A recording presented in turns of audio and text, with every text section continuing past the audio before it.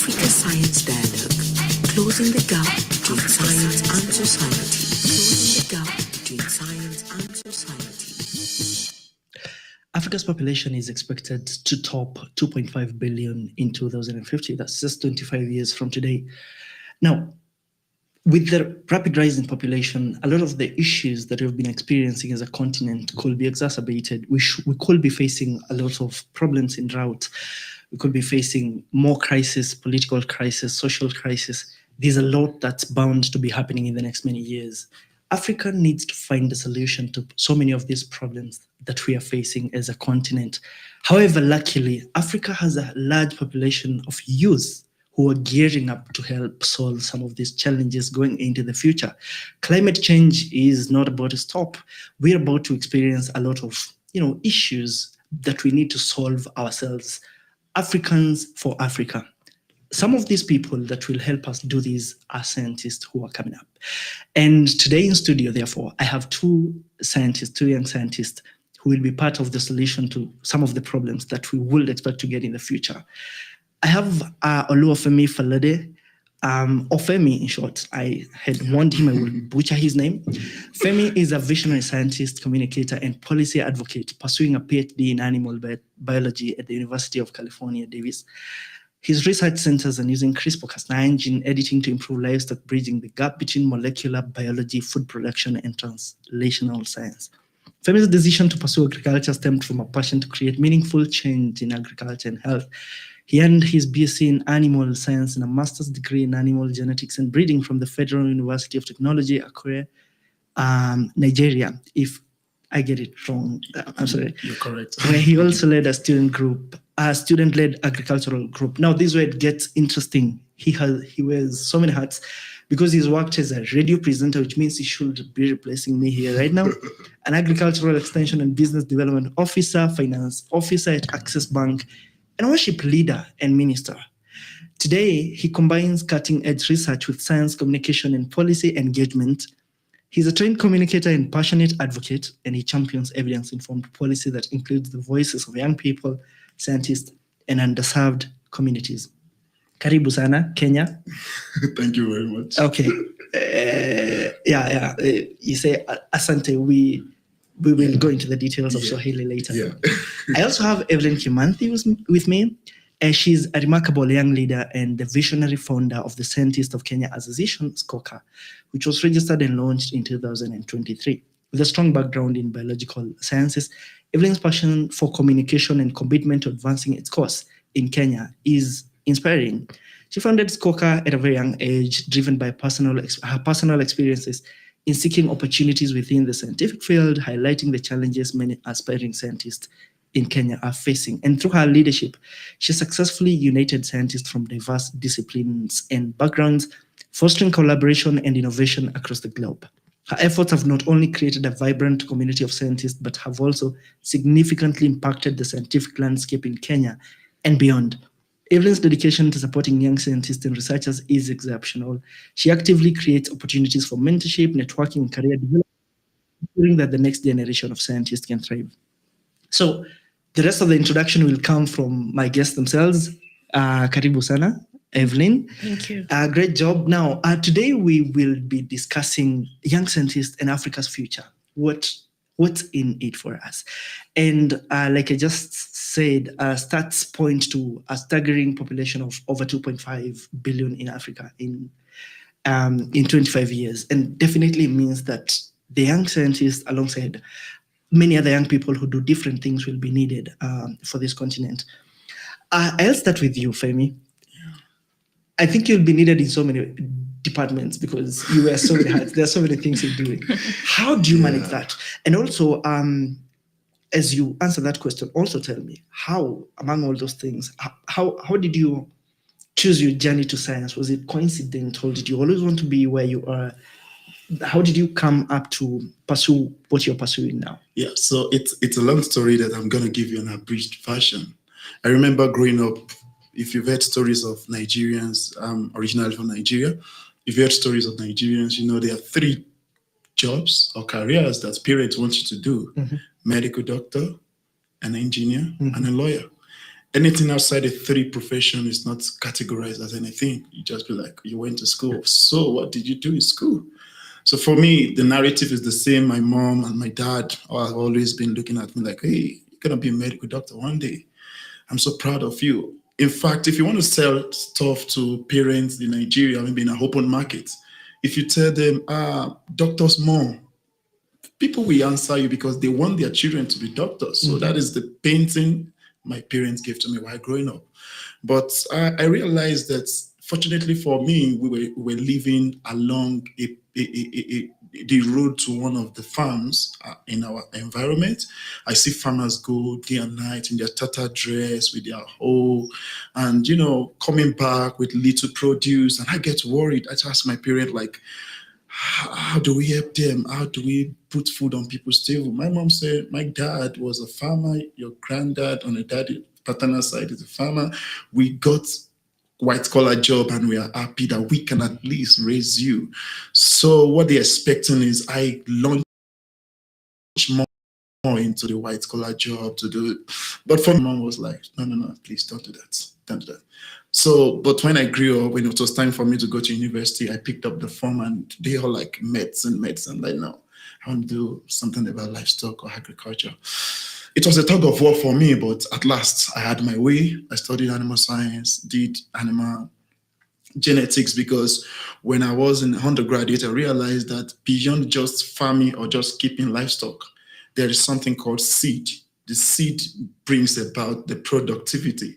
And I was so interested, like, how do I help in making a better seed from animal to plant? So I realized it's something I want to do. I want to go into genetics and breeding. And after my master's, I actually launched into training farmers about climate smart agriculture, good livestock keeping, record keeping. And that is where I started doing things about business development, extension service, because I realized that most farmers have continued to do what they used to do for many years, and it's not going to give another result. It's foolish to do the same thing and expect a different result, right? So that is what I learned, that there is a need for us to start extending what I learned on campus, in school, to farmers so that they can have better production, which I eventually saw. But along the way, I realized that financing agriculture seems to be one of the biggest problem of farmers. When I talk to them, they tell me, oh yeah, I'm ready to do what you are telling me, but I don't have the finance to buy this, to buy that input. So I started getting interested in financing agriculture. And I realized that it's nothing easy for farmers to access finance. And there come the opportunity for me to go into banking. Access Bank is the biggest bank in Nigeria, customer based. I saw it as a rare privilege to go into that. Got into the academy, learned into banking, and I was opportune to be served with the responsibility to work with farmers in South Nigeria. And that was what I started doing, working with medium, small enterprises and with passion for agriculture. So I started saying, okay, this is what is stopping farmers from getting funds from banks. Oh, this is why commercial banks don't give farmers money, because I will tell you sincerely, there are some funds I released that recovering them became a kind of big issue. We just had to use every modality to ensure we recover. But even when I was doing that, I still have a part of me crying for the biotechnology, for the next generation of agriculture, because if there is finance and research to bring about the development of the seed or the animal is not there, then we can only give money to farmer to produce what is already on ground. So the place of biotechnology making a sporadic change in the industry, I saw it. I know it's going to come soon. So I decided to go back, get a PhD in biotechnology, specifically gene editing and the likes. And for me, it's not a regret. I think it's like a molding block forming into a big castle for me. So I have had experience alongside most of these things: inputs, production, processing, access to finance, access to markets, and now research and development, which I think is one of the major pillars when it comes to agric production. And for me, I think my journey is the journey of a man who is trying to pick things along the way while becoming who he wants to be. Yeah. And I have not seen any reason to regret that. Yeah, I like how when you explain it, it shows that what you're pursuing is something you pursue with so much conviction because you're driven by something that you saw in society that you need to solve. Where you say about medicine, it's also common here in Kenya. It is. They tell you you need to do this, and everybody will think, well, this is an important kid. And Evelyn, coming to you, you started Skoka very young, and I don't think young scientists get the kind of encouragement that they will want to forge ahead and think that it's what they thought it was when they were little children. Another friend of mine who specializes in advising children not to do engineering because he pursued engineering and he says he does not think it's what should be pursued right now. What drove you towards that, towards opening or like founding Skoka?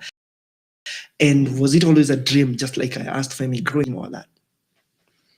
Okay, thank you so much. I think when I was in high school, still in high school, the exercise books used to have a provision of name, school. So where we used to write subjects, I used to write my dream organization, which was KEMRI. And by that time, I was not clear enough what the kind of research, because I was not open and I was not aware of what exactly they do. But I was very passionate with biological sciences. Then I first graduated in 2021 with applied biology. Then after some time, I went to LinkedIn, which is a social media platform much. So I go to LinkedIn, that is my first post on that social media platform. So I said, my name is Evelyn, I've done applied biology, I was looking for an internship. So what surprised me most is at the comment sections, I expected people maybe to post opportunities, maybe to comment or tag someone that might have an opportunity. But unfortunately, I found young people trying to say, if people give you 2 by any chance, please remember that we are still outside here. We are still looking for opportunities. So the comment section was full of people looking for opportunities rather than people offering me the opportunities. So after that post, I got an internship as a microbiologist where I worked for around 3 months, then left to Eldoret, where I worked for a hospital as a client relations officer, then transitioned to one of my dream organizations called Ampath Kenya, as a research assistant. But I was not conducting research on my area of specialization. I was in mental health department. I was conducting research on adolescents. So one day I come back to Nairobi. I was trying to register the organization. After the post on LinkedIn, I did a call. I did a second post and said, if you're a young person and you've pursued biological sciences, physical sciences, and I posted a WhatsApp group link. So we can form a WhatsApp. We can be sharing opportunities. And I think the WhatsApp grew to an organization, which is an organization today. So after I formed the WhatsApp group, we were sharing opportunities. I never even had the idea of building something like an association. But as time grew, and you realize the gaps started becoming very clear, and the niche was so shouting. So having dealt with young people, you find that there's a time I called them for a physical meeting, and they came around 250. And I sat with them, and I realized that I was even the youngest, and it's a group of youths. That time I founded when I was 22, and when I sat with them, you could feel the frustrations in their voices.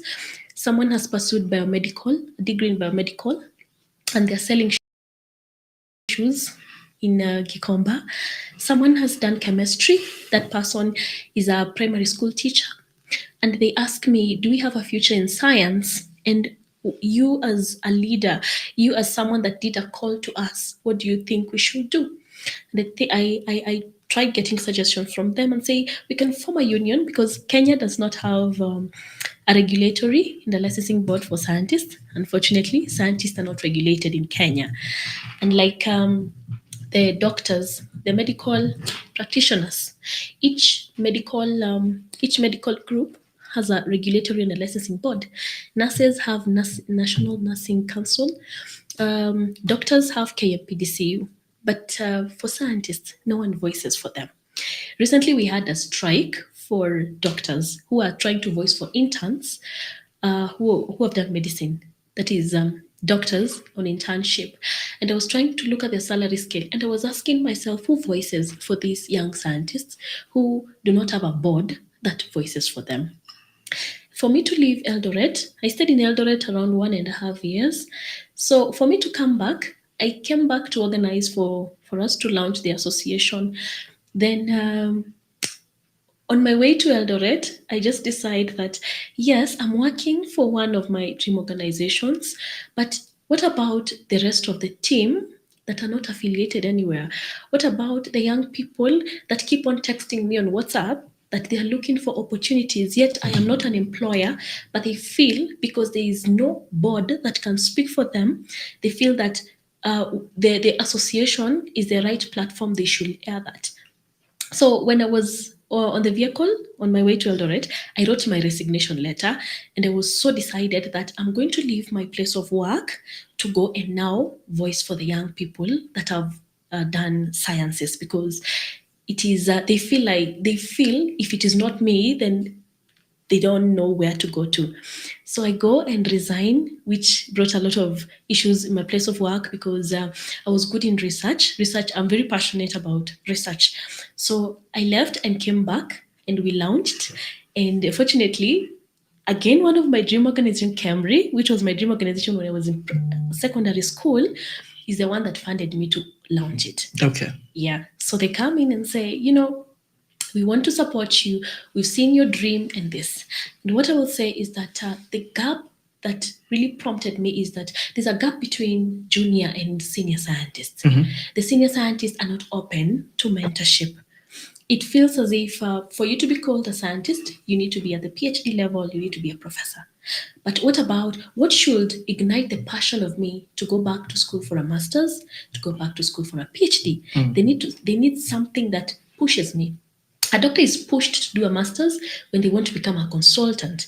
But me as a scientist, what should push me? Because if there's no mentorship, I've seen young scientists move to other professions. Someone does a degree in environmental science, who is my friend actually, and they do a master's in project management for them to increase their chances of employability. Yeah. I see. There's that question that once you called, you said 250 youth? Around 250 appeared. Yeah. And the question they asked her was, do we have a future in science? Do African youth who are in science have a future? I would say African youth has a big future in science. Presently, we are 1.5 billion, and the average age of an African is 19.2 years. Over 60% is less than 35. That means we have active youth, useful youth. However, where the narrative seems not suiting is the fact that the platform to utilize our energy, to utilize our strength, to even learn more and become skilled seems not to be there.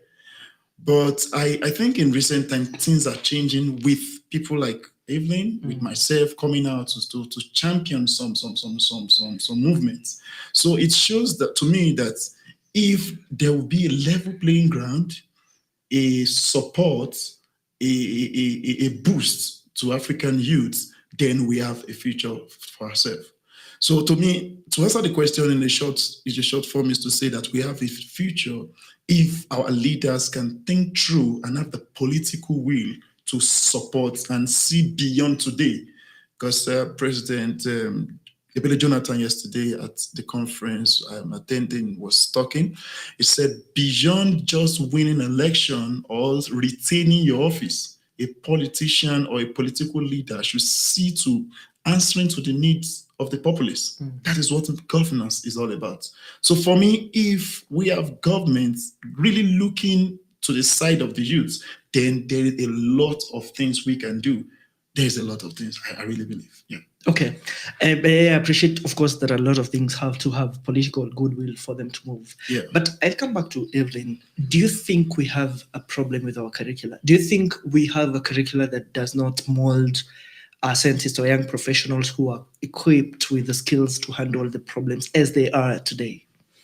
Yeah, I think, I think we have a problem. One, youths are not normally involved in tables where policy co-creations are happening, where decision making happens that involves science. And most of the time, youths, we are normally roped in during implementation where you don't have a say. This is what we've done, and this is what you need to follow. And another thing that we are even struggling with science communication, because the people that have the energy to communicate are not being involved. We are talking about science communication, but when you get into those boardrooms, you find very old people. And we are not against people that have been there before us. We are not against people that have took the path before we took the path. But what are they doing regarding the people that are behind, people that are trying to get the path? Because we cannot be talking about raising a generation that loves science and research, yet the researchers that are still in the ecosystem are nowhere to be found when it comes to mentorship. I'll give you an example. Youth, the GAFO youth, you'll find that the people that are running with the current trends, digital trends, okay? They're the people that are talking about AI, that are very active on social media. What if I was looking at YouTube? Trust me, we don't have a Kenyan that talks about.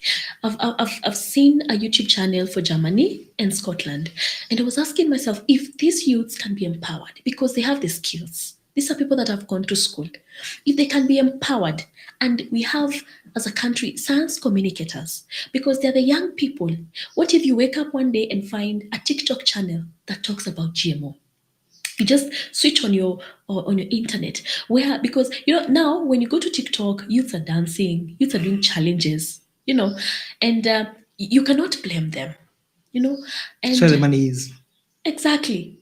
So someone is asking themselves, how am I going to benefit if I do a TikTok of GMO? Because it will take some time before the account grows, because that is not the content that they are used to. That is not the content that the country is advocating for. Okay, it's not an area that has been embraced. So what if you wake up one day and find people talking about climate change, young people speaking languages? So I will say that we have a long way to go when it comes to inclusivity. And the other day we had the master plan that ISA is developing with NRF, and I felt very encouraged when I was brought on board. And I was telling my vice that, I feel the dream is coming home for the youth inclusivity. Because if you exclude the person that is supposed and very key in implementation, you miss the point. Yeah. So the country should move away, and they should stop feeling as if the people with the best knowledge are the professors and the people that are old way. Okay. Yeah. Do you feel now, Femi, this is exciting, because you've traveled between continents and you've lived in the US. Paint for us a picture that shows the difference in why we probably see outside there systems seeming to work better for the youth than us. Or are we a lot of things that we have such a huge, rich base of youth that we are not able to use correctly? Because the feeling generally is we have some catching up to do with the rest of the world. And if you look at the young billionaires and the young, the people who are making it big and being advertised out here are in those places, not right here. What is that big difference? Yeah, thank you. This question is very important to me. I think recently I was looking up startups online, both in Africa and in America, and I saw a huge difference. And the difference is what you're asking me. Why do we have the gap between Africans and Americans? To answer that question, I will tell you what I have seen in the two sides of the world. So I tell people I have a good understanding of the global south and the north, because the developed countries are what we call global north, or developed countries, and global south is where we come from. What I see to be the major difference between these two hemispheres is Africans, or even Asians, young ones, are struggling to survive. When a man is thinking about survival, productivity is halved. Yeah. True. When a man is trying to think, let me use the word think, maybe sometimes it's worry about what he's gonna eat in a day. His ability to use that same mind to process innovation, from ideation to birthing the project, will not be there. Because what he wakes up, like the example she gave, someone studied medical biochemistry or something, selling shoes. Selling shoes, yeah. His determination is get food on the table. If there's any productivity, any idea, even if the idea is coming, he personally will jettison the idea like I need to survive. So to go to your question, what is the difference? She mentioned some of them. Education curriculum in this part of the world is meant for people to graduate and find a job. Why in the US and other developed countries, you see many of them drop out of Harvard, drop out of MIT, the best schools in the world, because they've realized that there's a problem they can solve with the little exposure they got in class and working upon themselves. And note this, they are not thinking about survival. An average 16, 17-year-old in America can get a job. When you are 18, you can work anywhere, you can become anything. So their thinking is not how to survive. There's a book I read some time ago that said there are three sets of people in life. There are onlookers, there are people begging to survive, and there are those who are making impact.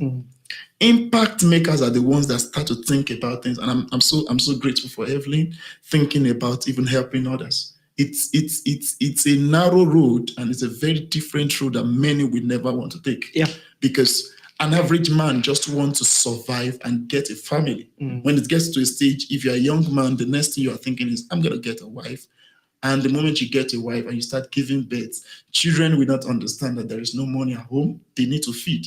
And the battle will start from getting food on the table of my child till the child graduates. And by that time, you are off the line. Yeah. So what makes the difference is that over day one, there's no for survivor. Everybody survives. Government has made someone waking up to think they are thinking of how to make impact. All the startups, and they are so sure that they have funding. Access to funding, generating funding. Startups know that they know where to go pitch their idea.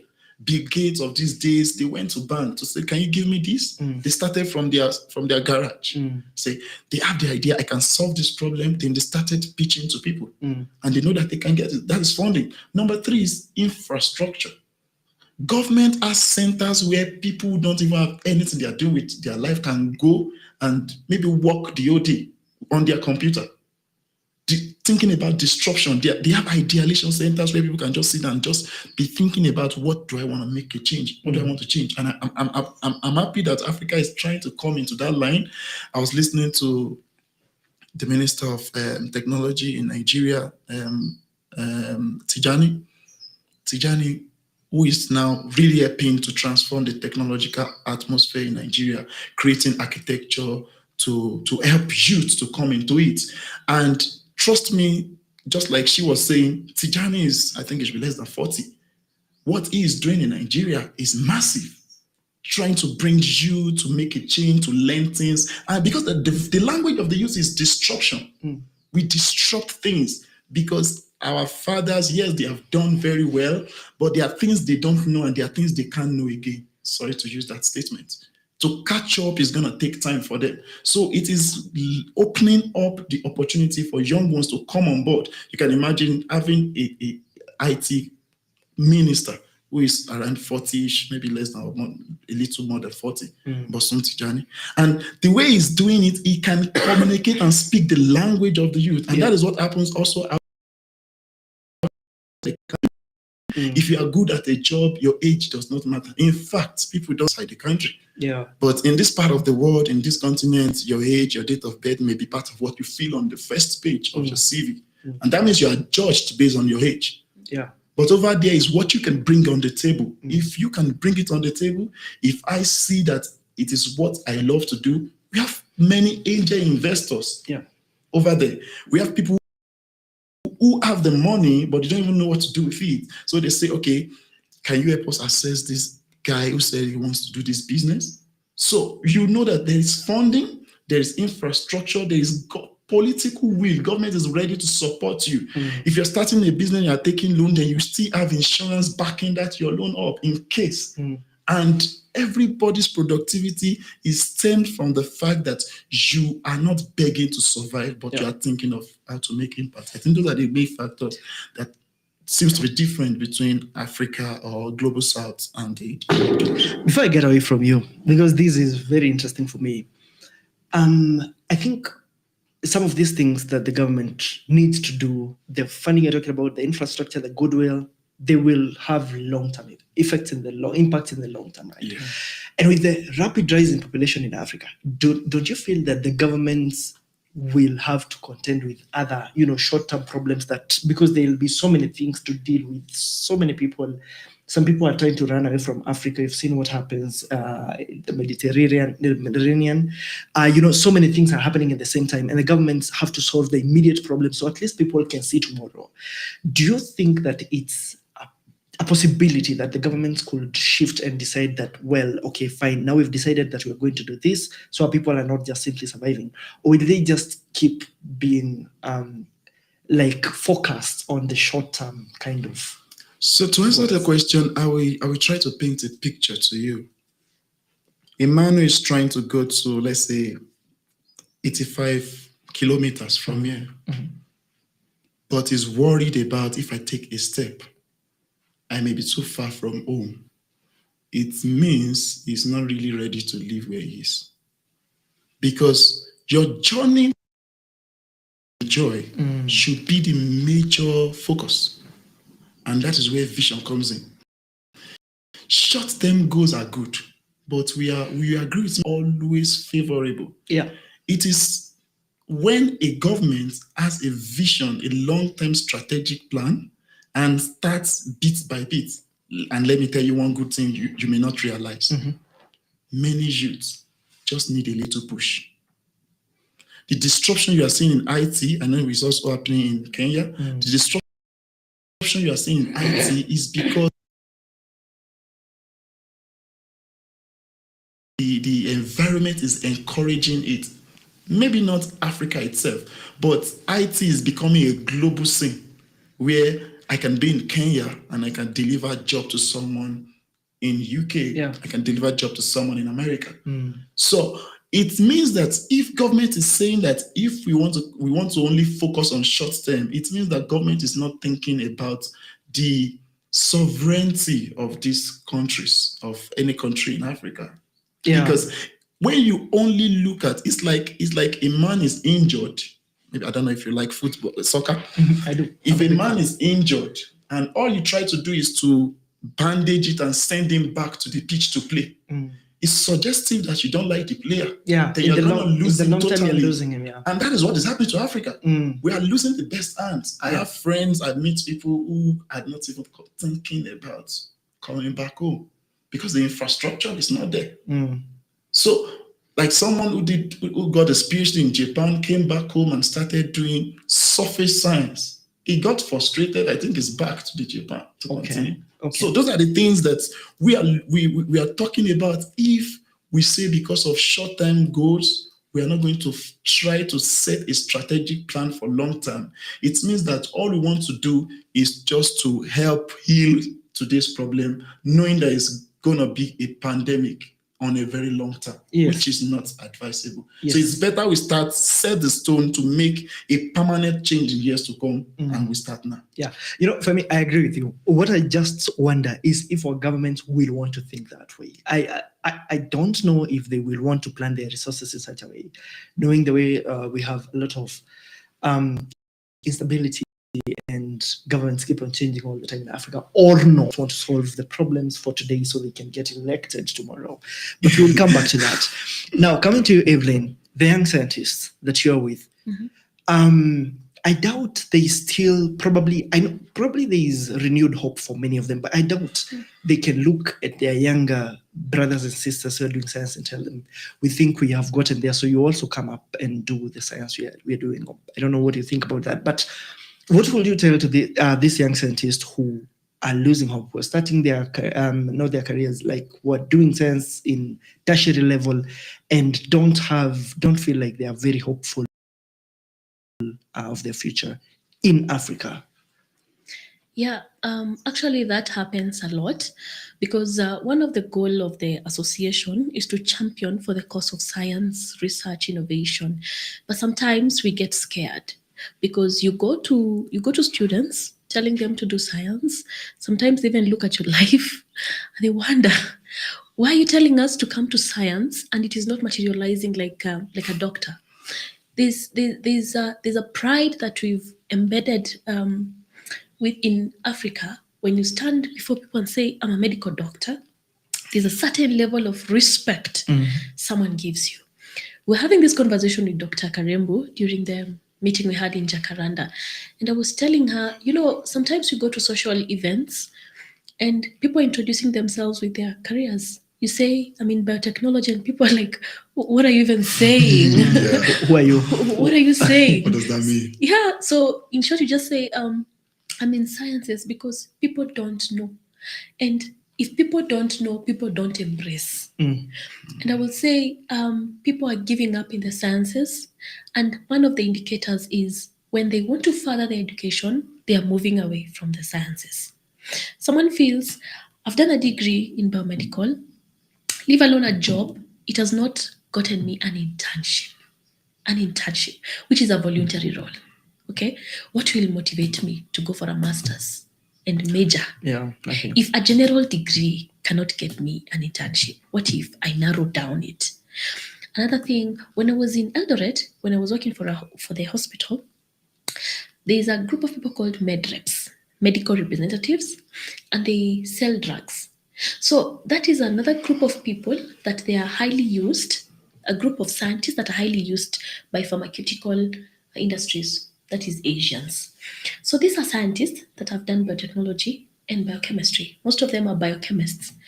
And their work is to go to hospitals, explain to doctors explain how the drug happens.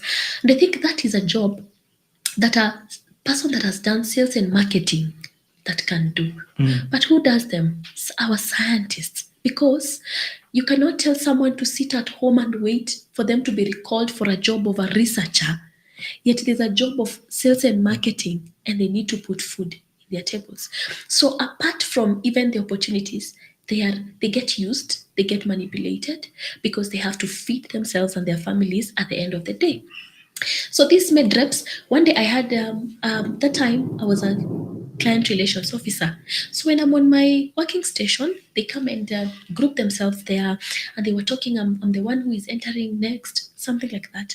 And one of them said, do you know, I'm even tired because I've been working the whole day and I've not gotten an opportunity to speak to a doctor since morning.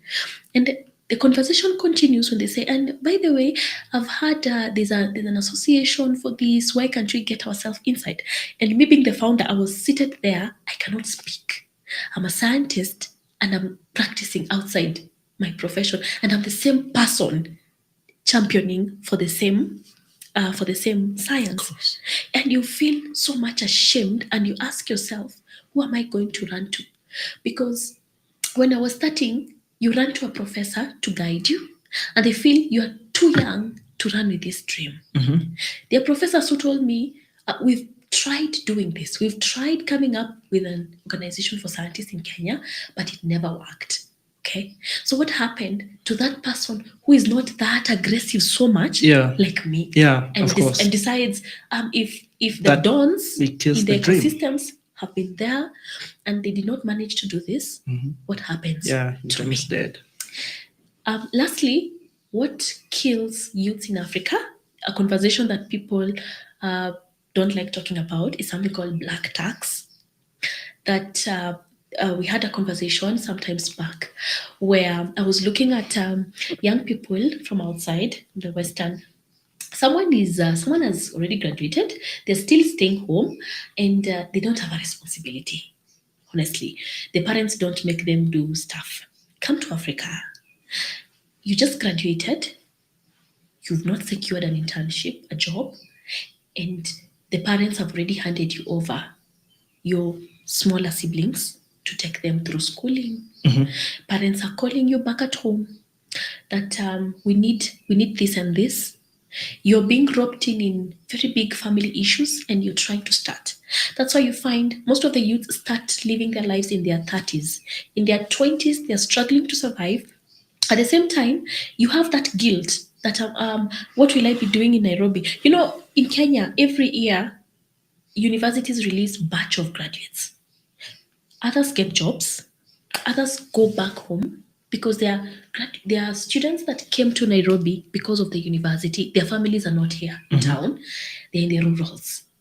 So I had members that they were telling me that they feel ashamed doing manual and casual jobs of going to dig in people's farms together with class 8 dropouts, and this person has a degree.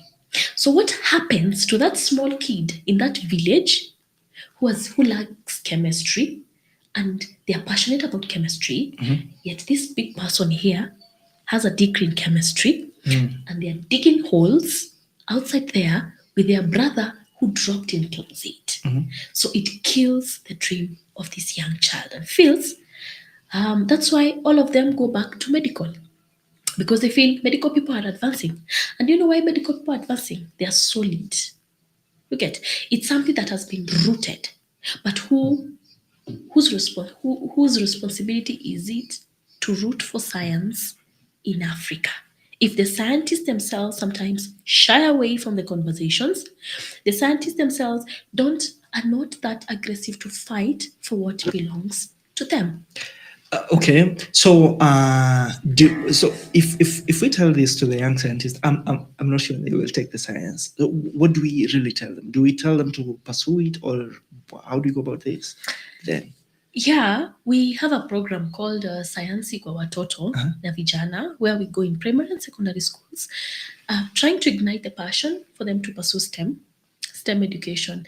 But you find before you tell them to do science, you first show them the importance. But 60 to 70%, it comes back to you. You as a scientist, who are you?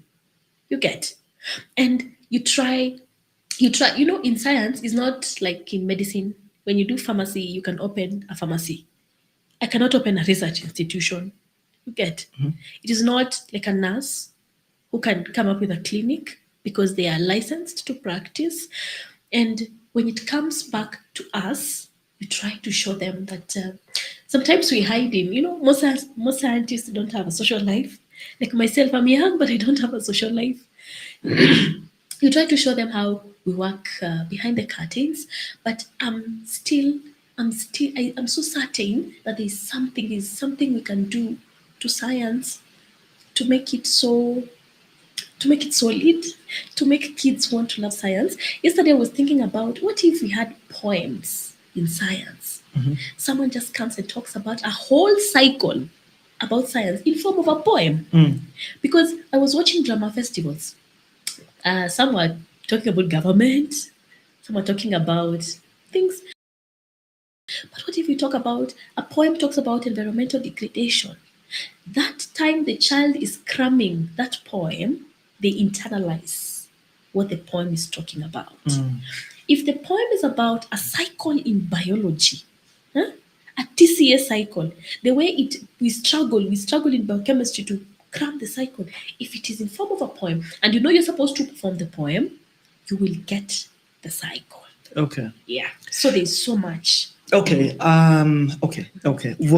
I really also am interested in knowing how we can make them interested in the science, but I wish we want them to get there when they're seeing that others who've gotten there are not really doing well. I don't know. I think to make them love science is to erode the norm that Yeah. science is difficult. Yeah. Okay. I think we can make them love science, but will they get the opportunities once they grow up? Or Now- will we start now feeling guilty that we made them love science? I think that is a conversation that will also involve policymakers. So can Yeah. I come in here? Yes, please. Yeah. So I want to talk from the angle of someone who have seen the global south, as I used to say, Africa and the story outside this continent. What is America, the UK, and developed countries, what are they doing to make students interested? I will pick it from where she started about our own story, getting internship.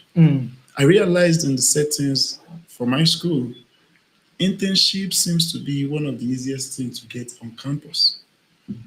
Every professor has funding from government, so to say. And when they are working in the lab, they need someone to help carry, maybe even if it's a stethoscope, a sample from point A to B. So when there is a student who is interested in getting internship, they get it as early as a college student, as an undergraduate. When they've started doing that in the lab, you see them start asking questions. That they want to know why I'm carrying this cup every morning. You told me I should carry this cup and place it there and get sample. What are we doing? From there, you see the young scientists trying to read papers. This is the solution we are creating. When they start thinking in that way, they begin to own the research to the level that when they graduate, they will be the one to tell the professor, can I come to get my master's? So what I think we should be also talking about is in the place of getting a policy that will work well. One, funding research. We can't take that away, because if you say you're about technologies, you're about chemists, and there is no solution-oriented research, then you are not going to be useful. I told you I was in the bank. One of the things I learned when I went to the bank is that many of my friends that worked in the bank were all strong scientists with first class, with second class upper. Back in Nigeria, most of the banks don't let you work with them if you are older than maybe 25, 26, and if you don't have 2-1, meaning the best brains in science that can do research are now going into banking, into finance management, into project management, as she said. So that is because they have opportunities there. So what we need to do is to start intentionally creating opportunity, because what does it lead to when you encourage someone to go into sciences and the person regrets going into it? Yeah. And yes, also the place of designing models to make them get encouraged is very important. Someone like me, I do science communication, and just like we're talking about poem, I write poem, I write songs when it comes to science, and those are the driving tool that makes young kid easily love or fall in love. But we should also be concerned about the part of what happens. And maybe this will make me also chip this in for people listening. Don't only think local, think global. When I wanted to do my PhD, I was really thinking about, am I really sure I want to continue with this? I know what biotech is, and I know we don't have that, at least as at that time in Nigeria. So I was gunning for the top professors in the world. My professor is one of the best professors when you mention gene editing in the world. I met her on Twitter, and I started following her up. We started talking, and before I knew it, maybe in 2 years, I was in the US learning from her.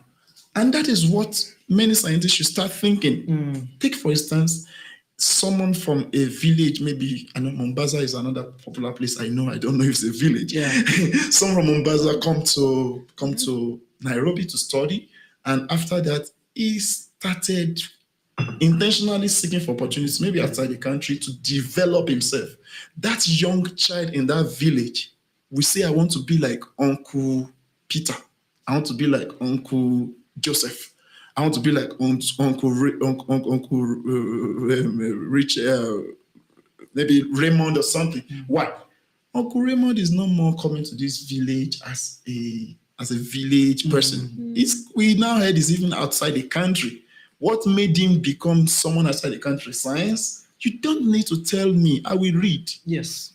That alone will encourage me. So what I'm trying to say is that government will still be the one to call, but if apart from government, individuals need to start thinking outside the box. You must not get your job in the country, but you must have the mindset, oh, I can get opportunities outside. When I learn, as a patriotic person, like someone like me and people who are patriotic, can start thinking about what can I do to help Africa.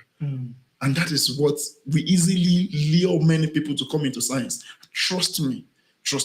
If I don't do medicine, if I'm going back home and I'm sending something good back home, yes, it's black task, I know, but yet I'm encouraging someone, training someone. I have people who are in my connect that I'm training and mentoring who are back in Nigeria, who are back in other countries. Then I tell them this is how I did what I'm doing to get to where I am. They'll be like, okay, I can try it. When 1, 2, 3, like one of them just came into the US recently, that very person has downliners who are also looking up to her. So that is how we start picking ourselves up, learning what we need to learn. And we have the money, we can also start investing in research. There are private labs. I told you that I have example of people leaving my lab, my boss lab, my professor's lab back in the US. And what they went to do is to start their own research company. It may be difficult in this part of the world, but I'm also saying it will be possible in years to come. And if you don't have the opportunity, then you have a voice. When you're a researcher with international exposure, you cannot be relegated. It is not possible. You cannot be relegated. Yeah. So encouraging people, yes, using the driver of music, of poem is good, but also creating opportunities is very important. Yeah. Very important. Yeah, I agree with you. And coming to you as we conclude, I know misinformation and disinformation, now that scientists don't come out explicitly and speak about their research, affects, of course, a lot of how adoption is and how society perceives this science. How do you feel in your area of study about this misinformation and disinformation? And have you encountered this, and how has it probably affected you? So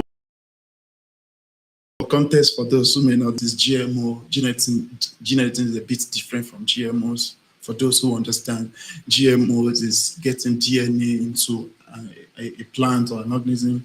Gene editing is cutting a part of the original DNA of an animal or a plant, just remove a bit from it. So you are not introducing any foreign material. People mistake the two together, but it's okay. So to answer your question, misinformation, disinformation, I've realized that because many scientists don't come out to speak, we leave information to those who share information based on emotion or perception, their own perception. You can imagine many influencers who are maybe movie star, music stars, who don't, some of them attended school, some of them dropped out, now championing a cause like, oh, GMOs are bad, this is good, that is not good. And I have realized that information or people tend to go with their emotion rather than with information, rather than with research results. So what I have always been telling people is that, yes, as scientists, it's our responsibility not just to clock the lab, creating solutions for people, and end up realizing that people you are trying to help are rejecting your solution. Rather, start your research not from the lab, but from the populace. When the problem is taken from people, you go into the lab with them. They may not be physically there, but you carry the problem, let them know what you're doing, take it to the lab, and inform them, intimate them over time. Then they see our results as their results and not our own results. That is what I've realized, that it's really, really going to be a way out. And for me, it's not only in Africa, actually, even in America, where it's developed. I'm fortunate to work with my professor who is a geneticist and also a science communicator, all over America and all over the world. She has also realized and learned that when we come out, we may not be able to affect a lot. Yeah. Because people are natural innovations. Yeah. So unless you bring it down to their level, this is what we do. They may not understand it. And for me, that was one of the reasons I said communication is something I really love. And thankfully, I was opportune to be part of the few researchers that are given opportunity by the donors to learn beyond technicalities of science. It is called Foundation for Food and Agricultural Research, FAR. As a FAR fellow, I'm trained to do science communication and policy advocacy, engagements with politicians, because that's another big problem we may not have time to talk about, because many politicians don't even know what it's all about. So they are only fighting for keeping their office in the next election. If the populace said, we don't know about GMO, don't bring it up, they just, okay, it's okay, that's what you want.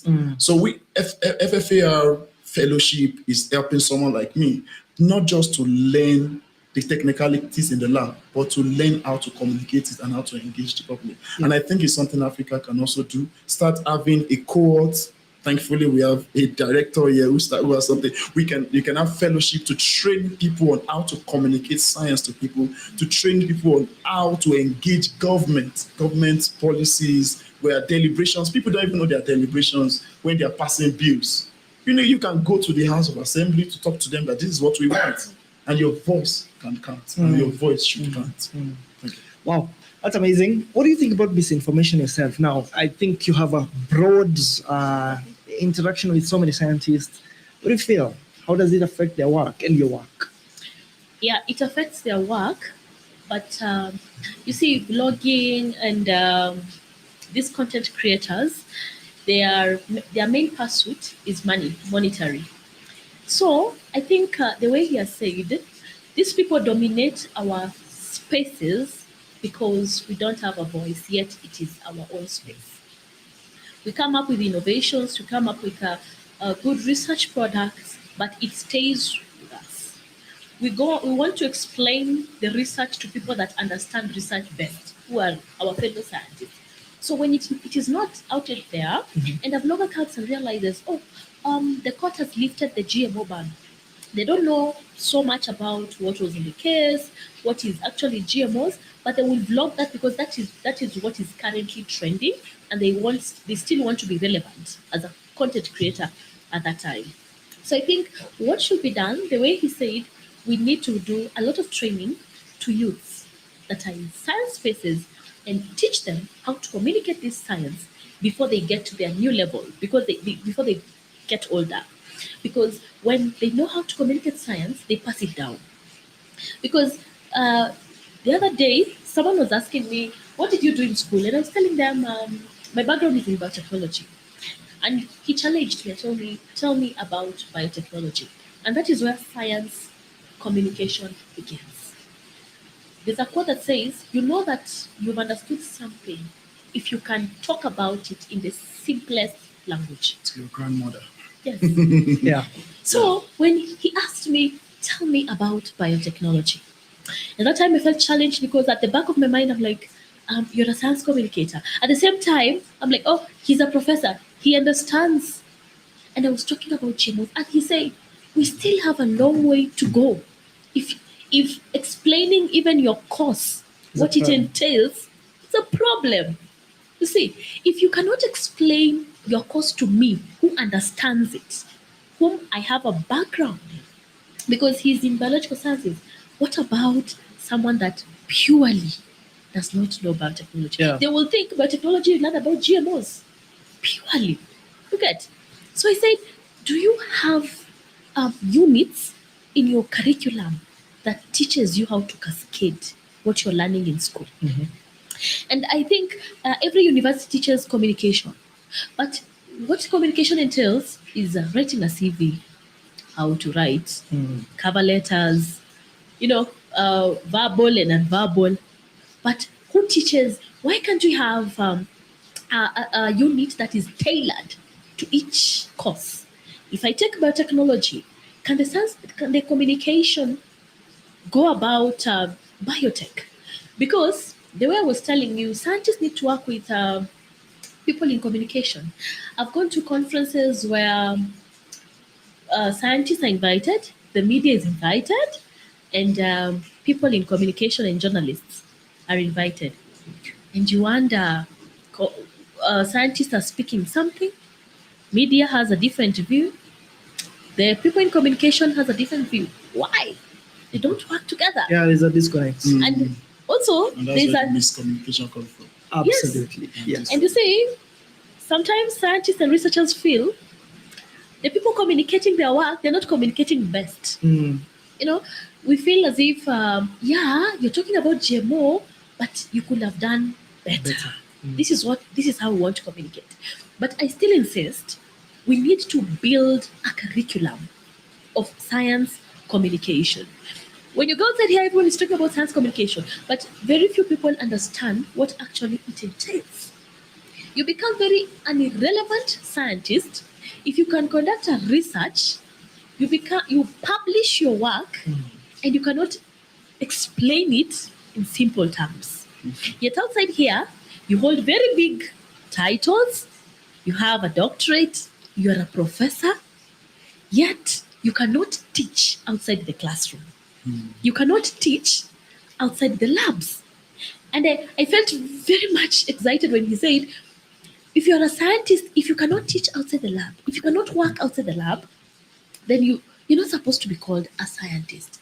We've normalized calling a scientist the technical person, the person that is dying with reagents in the lab. Okay? Yet, outside here, people want to embrace a scientist.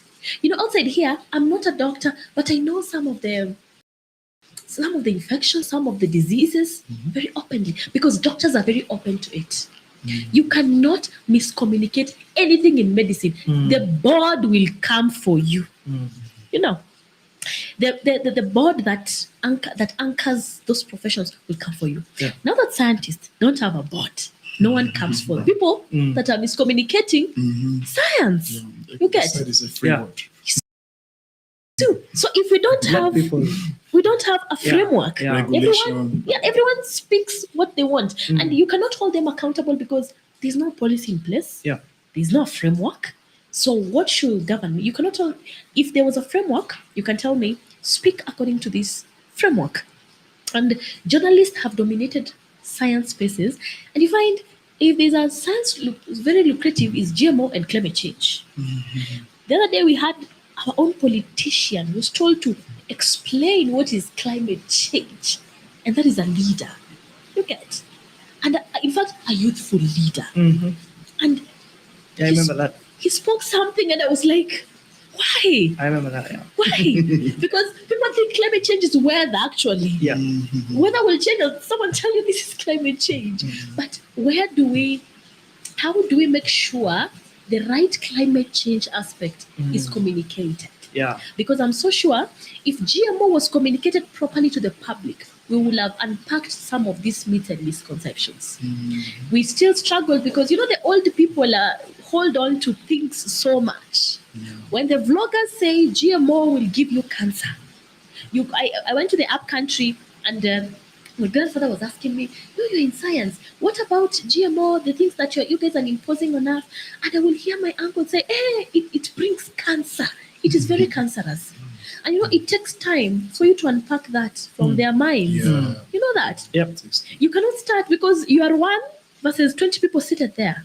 And you cannot start fighting them with facts because it will become technical and they don't have the background. Yeah.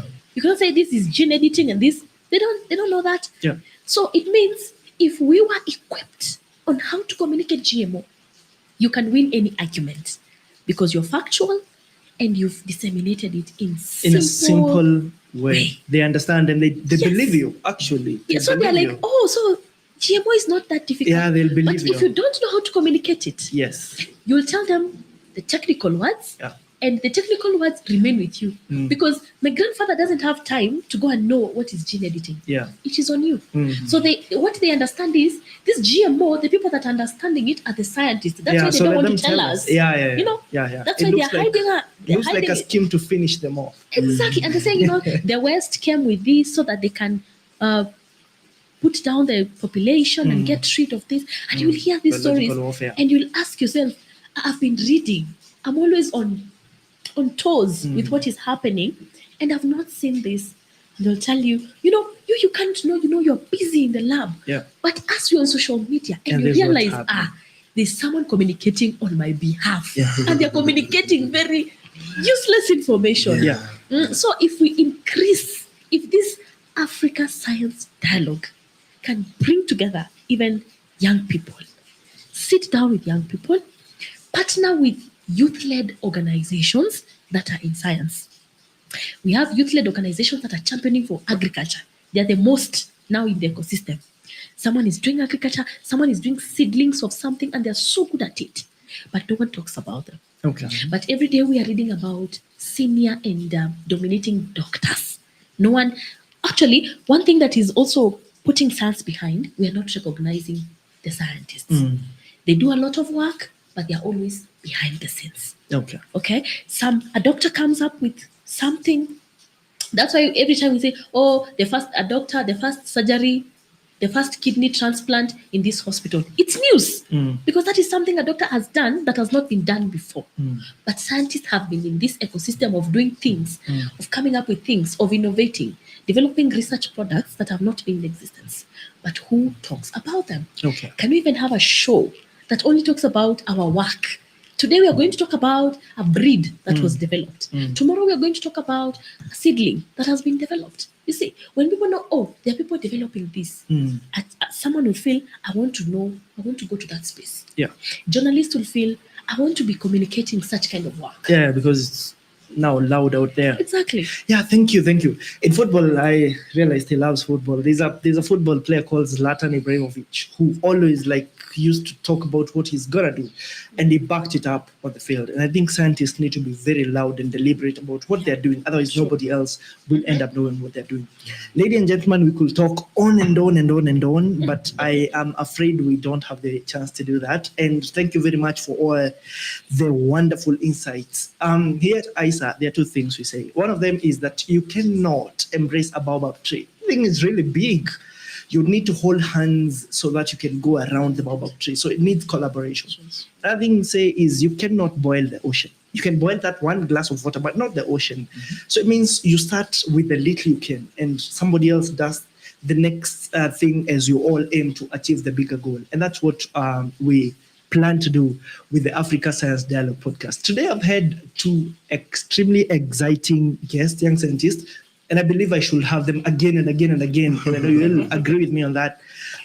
We discussed what is in it for and the future of Africa, and also how far we've come, and the hits and the misses, the opportunities and the challenges. Can't exhaust everything. We hope to have this discussion later in the future, but we hope to keep this discussion going on again on the Africa Science Dialogue, and we will be engaging this and other young scientists in the future, and also established older scientists who will tell us exactly what are they doing to make it easier for the younger scientists to also come and guide us going into this 2050 that we've spoken about so much here.